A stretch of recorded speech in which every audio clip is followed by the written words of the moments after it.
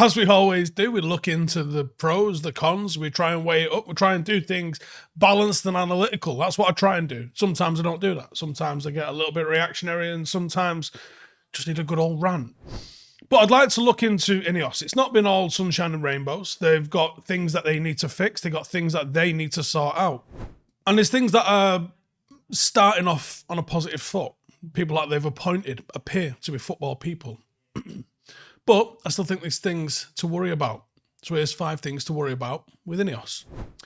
Number 1, a history of impatience. So Nice are run by INEOS and have been since 2019. Now, in that time, they finished 6th, 9th, 5th, 9th and 5th. And they've had 5 managers in 5 seasons. Now, that doesn't tell me they're in this for the long haul. I also am not really sure where Nice are supposed to fit or where they see Nice fitting within the French football landscape. They surely can't be expected to win titles and then defend them. I don't think that they're set up for that.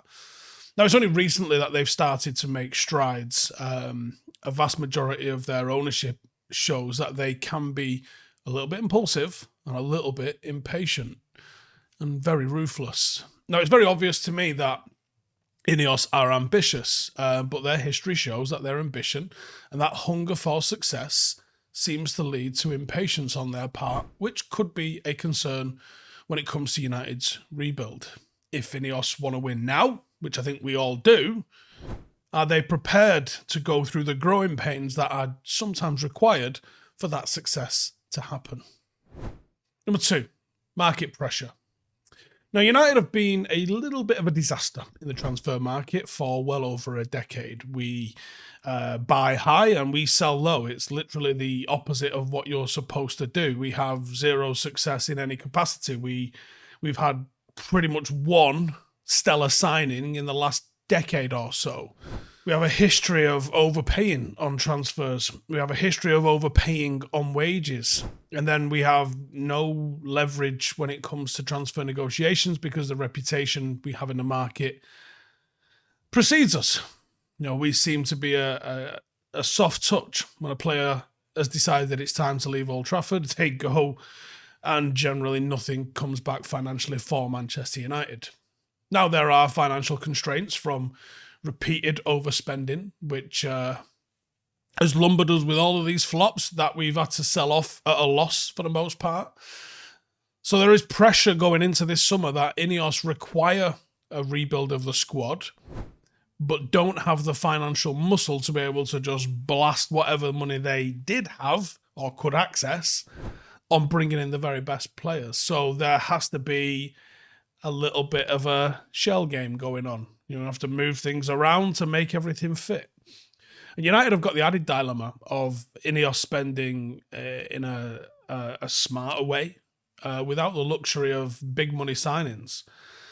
So, whilst you want to raise the quality of the squad, that can be difficult to do without just going and getting the big expensive signings. You have to be very astute. You have to really trust your scouting department. You have to be on top of all of the things, the intangibles that you have to do the research into about a player and their character.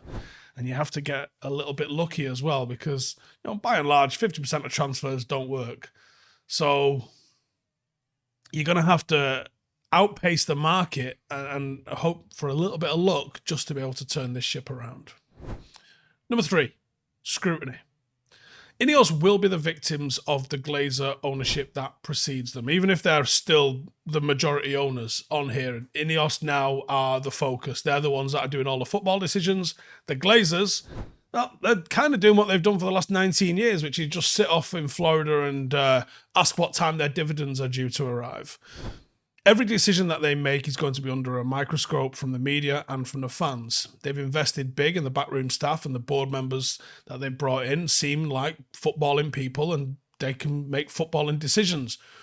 But we do need to see them make those good decisions, and INEOS will need to see a return on that investment. Any mishaps going forward are going to be blown out of all proportion, scrutinised to hell.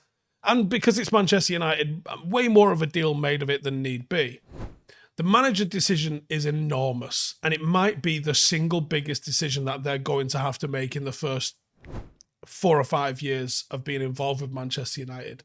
And the fallout from whether you get that right or wrong could really set the tone for how the rest of the rebuild happens going forward. Number 4, the fans' trust. The Glazer regime has meant that Manchester United fans are naturally sceptical, and we sort of treat our club at arm's length. And I've spoken about this in the past. When I was growing up, I think I was 8, and I got to choose a stereo system for my bedroom at the time. Mum and Dad took me down to, I imagine it would have been a Dixon's or a Curry's or something of that kind of ilk. And I got to choose a stereo for my room. And I bought a Sharp stereo. Why did I buy a Sharp stereo? Fucking loyalty, man. It's United related. I couldn't think of doing that right now. I'm almost turned off from people who support the Glazer regime, from being on and involved on the flash mobs that we did with Nike, with Ladbrokes, and with others early in the sort of takeover, to just this taste of anything to do with the club and the financial side, and not wanting to be seen to support the club, but feeling dirty buying a season ticket year after year, if I'm being honest with you. You know, there's almost a stigma involved in anything you do because it's seen as supporting the Glazers and helping them stick around. So anyone that comes in has to earn the fan trust. And United fans have been a little bit tuned into any of this takeover related stuff since the late 90s, since the B Sky B takeover, really. Now, there were a lot of fans that straight up just preferred the sugar daddy prospect of Qatar. And there's fans that are just tired of the entire sort of ownership thing and just want to focus with what goes on the pitch, and I get that. INEOS have come in and promised a lot, from overhauling how we run on the football side, to infrastructure, to success, to revamping and rebuilding Old Trafford. Can they deliver? That's the only way they will earn the fan trust, is by setting out what they're going to do and then actually going and doing it and winning stuff at the same time. I mean, hindsight's 2020. So getting to read contemporary thoughts about the likes of Martin Edwards, what he was thought about, or what was thought about him around the time of 99, when you got to think Manchester United were incredibly, record-breakingly profitable. United were signing record-breaking kit deals with the likes of Nike. All of our commercials were record-breaking. We built Carrington, which was state-of-the-art at the time. Old Trafford was just under constant redevelopment to be bigger and bigger and bigger, and was probably, around the 2000, 2002, 2003, was probably the best stadium in the country. And then 20 years has passed and nothing has happened on any of those fronts. United no longer sign record sponsorship deals. United no longer have state-of-the-art facilities. United no longer have the best stadium in the country. And that's because of what's happened with the Glazers. It's funny looking back, because Martin Edwards was ridiculed and fans didn't like him. If only we knew how green the grass was. The point is, now we are well aware of what we had and have with the Glazers, and we want better. The only way you're going to turn that around is by delivering. You know, and you can't help but feel like the depressing nature of the last 10 years means that fans are going to be probably quite intolerant of any lack of improvement or slowing down of progress or plateau. Or we are a football club that feels like it is ready to implode at any moment. We're going to need that trust to be slowly and consistently built. The size of the task, the size of the job at hand is significant. Over the last 15, 16 years, Manchester City have been a project that has had unlimited amount of money poured into it, and the facilities that they have overseen, and the relationships, and the one city football group network that has been established means that Manchester City are now set up for success. If Sheikh Mansour left today and stopped their funding, they'd probably be okay and probably continue with how they're set up for a while. Manchester United over the last 20 years are not set up for success. We had our network of clubs deleted. We've seen our ground become dilapidated. Our facilities are no longer state of the art. We no longer do the things that Manchester United were famous for. Securing the best young talent in the country, playing at the top flight, turning them into winners, maintaining this standard of football the world was envious of. It might take more than 20 years to get to the full cycle of where Manchester City are at now. They came in on an almost clean sheet. The stadium was brand new. They had access to the land over the road from it. They didn't have this oil tanker of a ship to turn around. They just got to turbo boost everything around the place and no one had anything to say. They could do it quietly because they didn't have the scrutiny that was to be expected with Manchester United.